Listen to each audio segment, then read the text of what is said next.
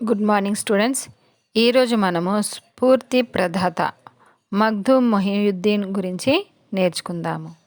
నిజాం నిరంకుశ పాలనలో నిజాంకే అత్యాచారి పాలనయానే నియం భూస్వామ్య వ్యవస్థలో నలిగిపోతున్న తెలంగాణను జాగృతపరచడానికి నవ తెలంగాణ నిర్మాణం కొరకు చైతన్యవంతమైన పాత్ర వహించిన ప్రముఖులలో ప్రత్యేకంగా పేర్కొనవలసిన ప్రజానాయకుడు, బహుముఖ ప్రతిభా సంపన్నుడు మగ్దూమ్ మొహియుద్దీన్. भूस्वाम्य व्यवस्था यानी सामंती व्यवस्था तेलंगाना जागृत परचడానికి तेलंगाना जो प्रदेश था उसे जागृत करने के लिए इन्होंने बहुत ही महत्वपूर्ण भूमिका निभाई है। उनमें प्रमुख जो है मग्दूम मोहिउद्दीन। यह बहुमुखा प्रतिभा संपन्न मतलब बहुमुखा यानी बहुत सारे टैलेंट है इनमें। ఈయన సంగారెడ్డి జిల్లా अंथोल 1908 फरवरी 4 जन्मिंचाరు। इनका जन्म कहाँ पर हुआ है? अंथोल में 1908 में फरवरी 4 तारीख को। ఈయన పూర్తి పేరు అంబూ సయీద్ మహమ్మద్ మగ్దూమ్ మొహినుద్దీన్। इनका पूरा नाम है అబూ సయీద్ మహమ్మద్ మగ్దూమ్ మొహినుద్దీన్। తండ్రి గౌసుద్దీన్। వీరి పూర్వీకులు ఉత్తరప్రదేశ్లో అజంగఢ్ ప్రాంతానికి చెందినవాడు। ప్రాథమిక విద్యాభ్యాసం అంథోల్లో, హై స్కూల్ చదువు సంగారెడ్డిలో జరిగింది। ప్రాథమిక मतलब 1st to 5th अंथोल में हुआ है और हाई स्कूल संगारेड्डी में। इंटरमीडिएट హైదరాబాద్లో చదివాడు। ఇంటర్మీడియట్ कहाँ पर हुआ है इनका? हैदराबाद में। అప్పుడే తనలో స్వతంత్ర భావనలు अंकुरिंचाई। तभी से वह स्वतंत्रता आज़ादी के आंदोलन में इस तरह की भाव उनमें उत्पन्न हुआ है। స్వంత కాళ్ళపై నిలబడి జీవితాన్ని గడపాలనే ఆలోచనలు ఏర్పరచుకొని ట్యూషన్స్ చెబుతూ పత్రికలు అమ్ముతూ చదువుకున్నాడు।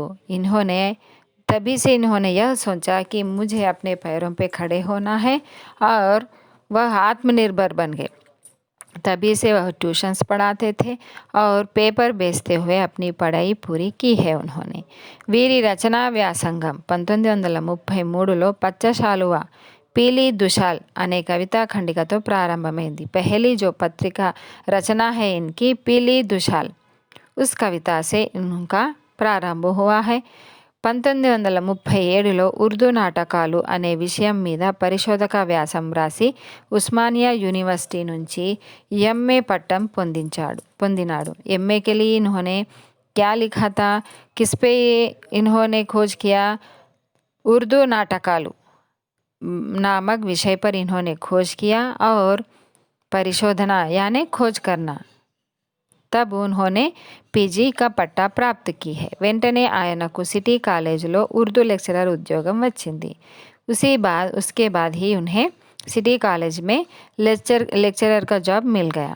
ఉస్మానియా యూనివర్సిటీలో చదువుతున్నప్పుడే కవిగా, నాటక రచయితగా, నటుడిగా పేరు పొందాడు।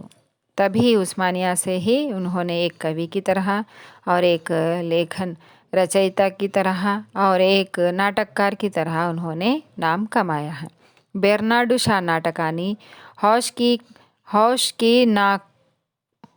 की ना खून अने उर्दू अनुसरण रासी हैदराबादలో रवींद्रनाथ ठाकुर एदुटा प्रदर्शिंचाడు। इन्होंने रवींद्रनाथ ठाकुर के सामने यह प्रदर्शन किया इस नाटक को। ఠాగూర్ ఆ నాటకం చూసి ఆనందపట్టలేక ప్రదర్శన అయిపోగానే స్టేజీ పైకి వెళ్ళి మగ్దూమ్ను అభినందించారు। रविंद्रनाथ ठाकुर जी यह नाटक को देखकर खुशी को उन्होंने संभाल नहीं पाए। इसी तरह वह स्टेज पर जाकर मखदूम को बहुत ही प्रशंसा दी। तन शांतिनिकेतन को వచ్చి చదువుకోవాల్సిందిగా ఆహ్వానించాడు। उन्हें कहा कि तुम शांतिनिकेतन आओ और मेरे पास ही पढ़ो। इस तरह उन्होंने रिक्वेस्ट किया। इట్లా విశ్వకవి రవీంద్రుడినే మెప్పించిన ఘనత మగ్దూమ్ది। इस तरह रविंद्रनाथ ठाकुर जी को ही उन्होंने उनसे प्रशंसाएं प्राप्त की। విద్యార్థి దశ నుండే మగ్దూమ్లో వామపక్ష భావజాలం ఉండేది। మార్క్స్ ప్రభావం అధికంగా ఉండేది। 1939లో నాగ్పూర్లో స్థాపించబడిన హైదరాబాద్ విద్యార్థి యూనియన్ ఏర్పాటులో ఆయన పాత్ర ప్రముఖమైనది। पर कभी भी हमेशा उन्होंने इस तरह के भाव होते हैं कि हम स्वतंत्र रहें, स्वतंत्र जिए और इसी तरह उन्होंने स्टूडेंट्स यूनियन के लीडर बन गए। 1941లో జరిగిన ప్రపంచ పరిణామాలతో మన దేశంలో కమ్యూనిస్ట్ పార్టీ ప్రభావం పెరగసాగింది. हमारे देश में 1941 में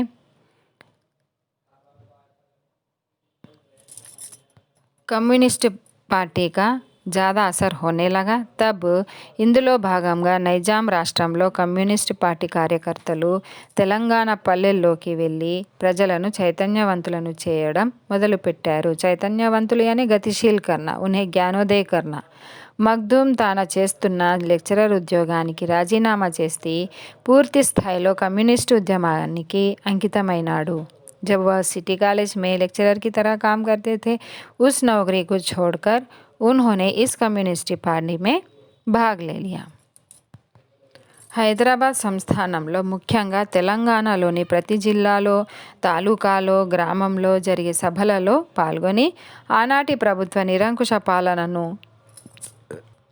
ప్రభుత్వ అధికారుల, జాగీర్దార్ల దౌర్జన్యాలను నిశితంగా విమర్శించేవాడు. तब वह इस कम्युनिस्ट की पार्टी के दौरान उन्होंने कई जिलाओं में और तालुकाओं में और गाँवों में प्रदर्शन किया और सभी लोगों को इस निज़ाम के शासन के बारे में बताया और जो जागीरदार होते हैं, जो हम पर अत्याचार करते हैं, उनके बारे में उन्होंने बहुत ही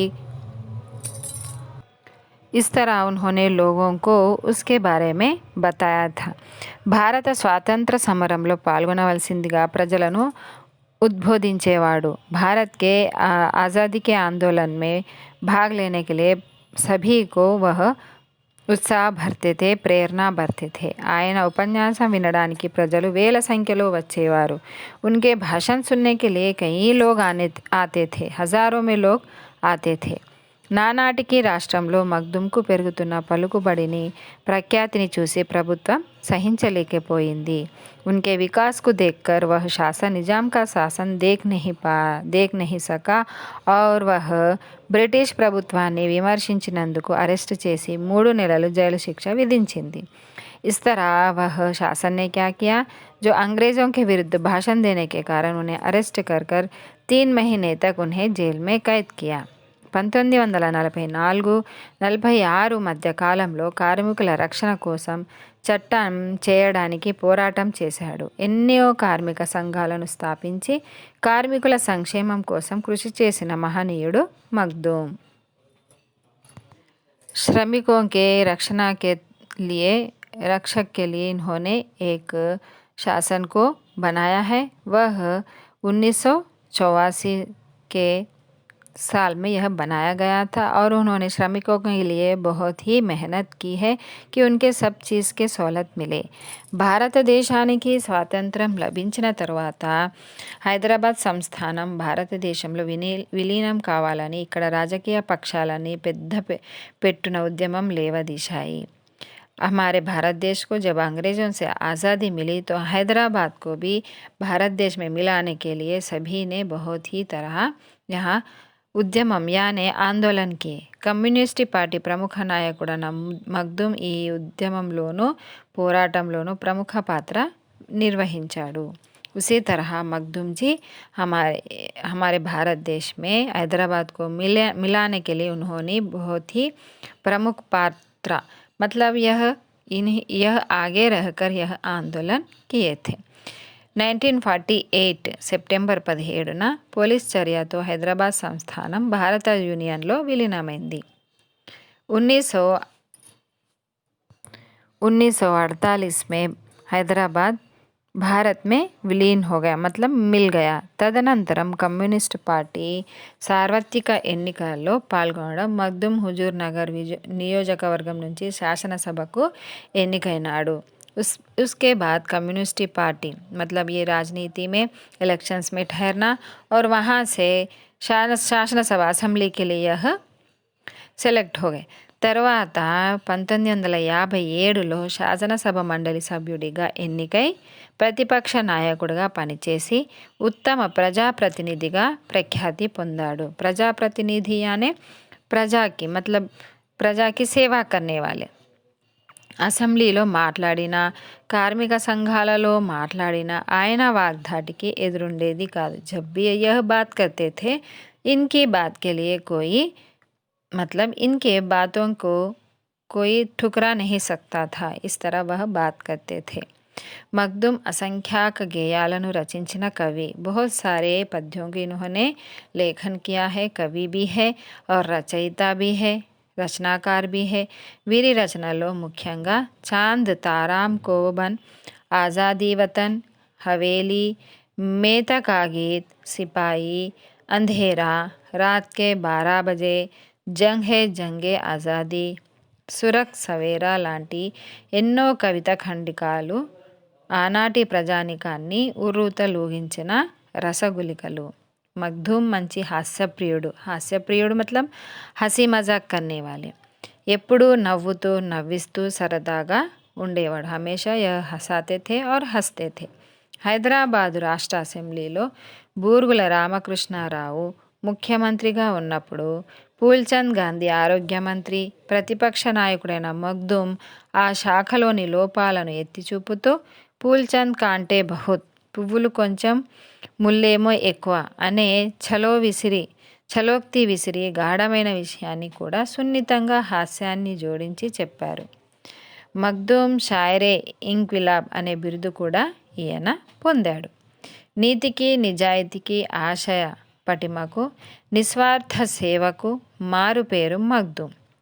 శ్రమజీవులు, పీడిత వర్గాలు, సామాన్య ప్రజల కొరకు తన జీవితాన్ని అంకితం చేసిన మగ్ధూమ్ 1969లో ఆగస్టు 20 తేదీన మరణించాడు. తో బచ్చో, మీకు ఈ పాఠము అర్థమైతే నాకు నా వీడియోకి లైక్ చేయండి, నా ఛానల్కి సబ్స్క్రైబ్ చేయండి, వీడియోని మీ ఫ్రెండ్స్కి షేర్ చేయండి. Thank you. ధన్యవాదములు.